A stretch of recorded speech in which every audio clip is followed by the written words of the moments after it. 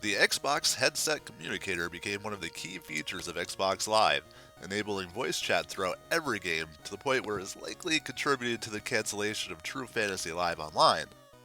The Headset Communicator was included throughout all beta tests, and of course, various retail packages throughout all regions. But first, let's take a bit of a trip down memory lane.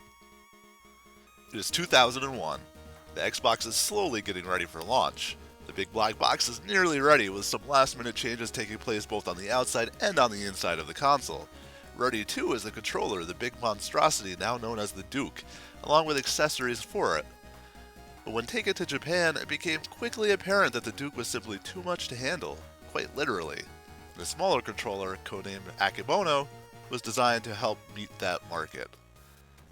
But other regions were forced to handle the Duke. After enough outcry, those regions would get the smaller controller, now known as the Controller S, and the accessories made for the Duke were quickly forgotten.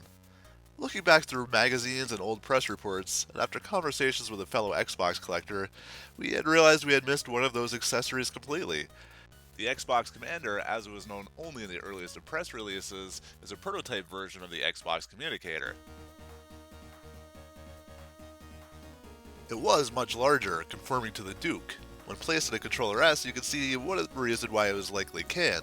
It just doesn't look good in the slightest. While the released Communicator at least looks decent in both the Controller S and the Duke.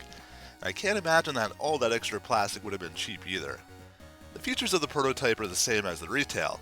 Just like the final Communicator, the prototype Communicator features a button that glows green to indicate the voice chat is live,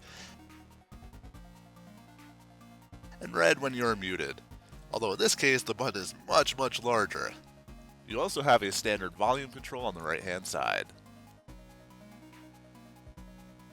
In a bit of an odd design decision, the headset itself would plug into the side instead of the top.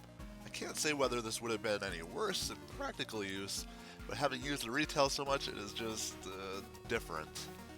Prototype markings are on the back, having not been approved by the FCC, along with a serial number. I know for a fact that a few of these have ended up in collectors' hands, so they aren't completely unique. They certainly aren't something you'll find at your neighborhood GameStop. I hope you've enjoyed a quick look at this rare Xbox accessory. Plenty more to come, so be sure to hit that subscribe button and check us out on Patreon at patreon.com/p2ponline. Until next time, thanks for watching.